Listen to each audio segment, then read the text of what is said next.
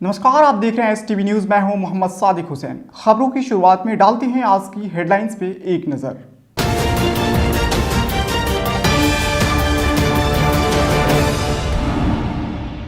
लोक आस्था का महापर्व छठ के रंग में रंगा पूरा बिहार। छठ व्रतियों ने डूबते हुए सूर्य को दिया अर्घ्य। उप मुख्यमंत्री रेणु देवी ने बेतिया में प्रेस वार्ता कर प्रदेशवासियों को दी छठ महापर्व की शुभकामनाएं। प्रदेश के नवनियुक्त शिक्षा मंत्री मेवालाल चौधरी के कार्यभार संभालने के 2 घंटे बाद ही इस्तीफा। अशोक चौधरी को मिला शिक्षा विभाग का अतिरिक्त प्रभार। रक्सौल में देश की पूर्व प्रधानमंत्री स्वर्गीय इंदिरा गांधी की मनाई गई 103वीं जयंती। कार्यकर्ताओं ने पुष्प अर्पित कर दी श्रद्धांजलि। बेतिया में नगर परिषद सभापति गरिमा देवी सिकारिया ने अंतिम दिन छठ घाटों का किया निरीक्षण। वॉलंटियर्स को पूजा के समापन तक मुस्तैद रहने का दिया निर्देश। और सुगौली प्रखंड क्षेत्र के करीब आधा दर्जन गांवों में पशुओं की निःशुल्क हुई ear tagging. PLB Avdhesh Kumar Gupta के नेतृत्व में चला अभियान।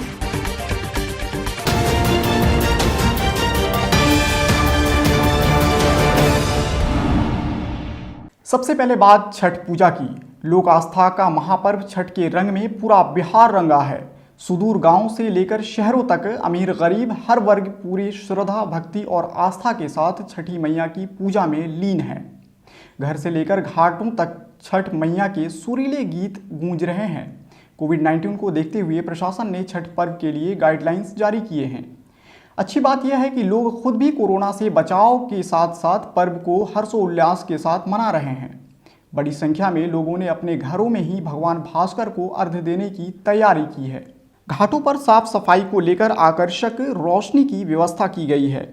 आज छठ व्रती डूबते हुए सूर्य को अर्घ्य दे रहे हैं और कल सुबह उगते हुए सूर्य को अर्घ्य देने के साथ ही इसका समापन हो जाएगा।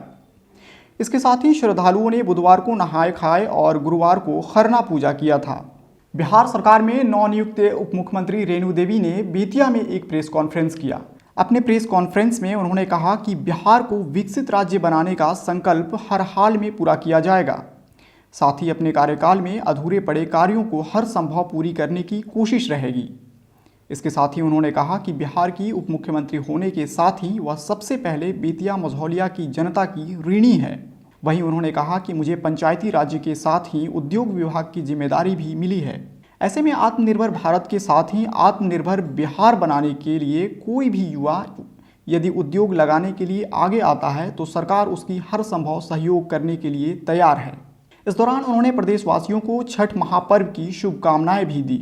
आप अगर गिनती कर लीजिए तो आपको 29 लाख रोजगार ऐसे ही 5 साल में पहुंचने वाले हैं। अगर हम जीविका दीदी की बात कर लें तो आज लाखों लाख हमारी जीविका दीदी हैं जो अपने पैर पे खड़े हो रही हैं। और हमारे युवा शक्ति जो है अगर एक बार चैलेंज एक्सेप्ट कर ले, जिस तरह से अभी एक्सेप्ट कर रहे हैं हमारे युवा चैलेंज कि हम हर जगह अपना रोजगार बढ़ा रहे हैं, काम कर रहे हैं। नौकरी एक बड़ी बात नहीं होती है, नौकरी जितनी है वो तो नौकरी होगी ही, उसके साथ साथ अगर वो उद्योग में और बिजनेस में अगर लगते हैं तो उससे भी बड़ा रोजगार हो सकता है। बिहार प्रदेश की नई एनडीए सरकार में शिक्षा मंत्री बनने के चौथे दिन ही मेवालाल चौधरी ने अपने पद से इस्तीफा दे दिया। बता दें, बिहार कृषि विश्वविद्यालय सबौर में असिस्टेंट प्रोफेसर और जूनियर वैज्ञानिकों की पदों पर नियुक्ति मामले में आरोपी बनाए गए थे मेवालाल चौधरी। अपने कार्यभार संभालने के 2 घंटे बाद ही मुख्यमंत्री आवास गए और उनके इस्तीफे की खबर आई। मुख्यमंत्री नीतीश कुमार की अनुशंसा पर राज्यपाल फागू चौहान ने उनका इस्तीफा मंजूर कर लिया। इस संबंध में राज्यपाल ने भी अधिसूचना जारी कर दी। इसके बाद सीएम नीतीश कुमार की सलाह पर राज्यपाल ने भवन निर्माण मंत्री अशोक चौधरी को शिक्षा विभाग का अतिरिक्त प्रभार सौंपा है। बता दें कि मेवालाल चौधरी मंत्री बनने के पहले दिन से ही विपक्ष के निशाने पर थे। देश के पूर्व प्रधानमंत्री स्वर्गीय इंदिरा गांधी की 103वीं जयंती पर गुरुवार को उनकी प्रतिमा पर कांग्रेस कार्यकर्ताओं ने पुष्प चढ़ाकर श्रद्धांजलि अर्पित की। रक्सौल युवा कांग्रेस के बैनर तले ब्लॉक रोड स्थित दयाल निवास पर मनोरंजन तिवारी के नेतृत्व में उन्हें पुष्पांजलि अर्पित की गई। पूर्व प्रधानमंत्री के महान व्यक्तित्व पर प्रकाश डालते हुए बिहार प्रदेश युवा कांग्रेस के महासचिव अखिलेश दयाल ने कहा कि इंदु से लेकर इंदिरा तक का सफर बेहद कठिन और साहसिक रहा। प्रदेश महासचिव ने कहा कि जब पहली बार सूचना प्रसारण मंत्रालय का पद मिला तब विपक्षियों ने उन्हें मोम की गुड़िया कहकर संबोधित किया, लेकिन कुछ सालों बाद ही इनके साहसिक और अडिग फैसले से भारत सशक्त और आत्मनिर्भर बना। प्रधानमंत्री पद संभालते ही हरित क्रांति, श्वेत क्रांति, बैंकों की राष्ट्रीयकरण, बांग्लादेश का विभाजन, ऑपरेशन ब्लू स्टार और परमाणु कार्यक्रम जैसे अनगिनत चुनौतियों को साकार किया। इसके साथ ही गरीबी हटाओ का नारा भी बुलंद किया। प्रदेश महासचिव ने कहा कि कभी कभी ही इस धरती पर ऐसे कीर्तिमान स्थापित करने वाली नेत्री जन्म लेती है, जिसका उदाहरण 1965 और 1971 के निर्णायक युद्ध है, जिसमें पाकिस्तान के दंभ को चकनाचूर किया गया। पूर्वी चंपारण के घोड़ासहन में छठ महापर्व को लेकर जनप्रतिनिधियों द्वारा सकारात्मक पहल देखने को मिला। प्रखंड के विजयी पंचायत के विभिन्न गांवों में स्थानीय मुखिया मनीष कुमार द्वारा व्रतियों के बीच करीब आधा दर्जन गांवों में वस्त्र व पूजन सामग्री का वितरण किया गया। इस दौरान उन्होंने कहा कि मेरी सोच है कि मेरे पंचायत में कोई भी गरीब व्यक्ति वस्त्र व पूजा सामग्री के अभाव में पूजा करने से वंचित नहीं रह सके। वहीं इस दौरान उपस्थित महिलाएं काफ़ी खुश नजर आई और पूजन सामग्री पाकर पूरी श्रद्धा के साथ छठ मना रही हैं। अगली खबर भी घोड़ासहन से ही है, जहां लोक आस्था का महापर्व छठ पूरे धूमधाम से मनाया जा रहा है। इससे पहले छठ पर्व मनाने के लिए सारी तैयारियां पूरी कर ली गई। कोरोना महामारी पर श्रद्धालुओं की आस्था भारी पड़ रही है। श्रद्धालुओं के लिए प्रखंड मुख्यालय सहित विभिन्न गांवों स्थित घाट पूरी तरह से तैयार किए गए और घाट के चारों ओर पंडाल का निर्माण कराया जा चुका है। लाइटें भी पर्याप्त मात्रा में लगाई गई हैं।